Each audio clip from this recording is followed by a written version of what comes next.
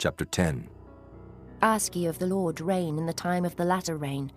So the Lord shall make bright clouds, and give them showers of rain, to every one grass in the field.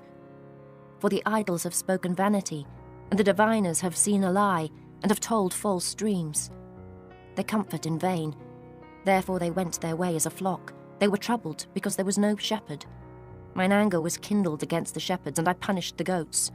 For the Lord of hosts hath visited his flock, the house of Judah, and hath made them as his goodly horse in the battle. Out of him came forth the corner, out of him the nail, out of him the battle bow, out of him every oppressor together. And they shall be as mighty men which tread down their enemies in the mire of the streets in the battle.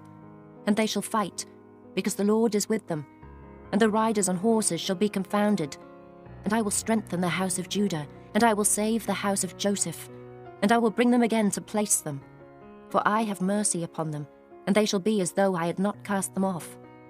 For I am the Lord their God, and will hear them. And they of Ephraim shall be like a mighty man, and their heart shall rejoice as through wine. Yea, their children shall see it and be glad. Their heart shall rejoice in the Lord. I will hiss for them and gather them, for I have redeemed them, and they shall increase as they have increased. And I will sow them among the people, and they shall remember me in far countries. And they shall live with their children, and turn again. I will bring them again also out of the land of Egypt, and gather them out of Assyria. And I will bring them into the land of Gilead and Lebanon, and place shall not be found for them. And he shall pass through the sea with affliction, and shall smite the waves in the sea, and all the deeps of the river shall dry up. And the pride of Assyria shall be brought down, and the scepter of Egypt shall depart away.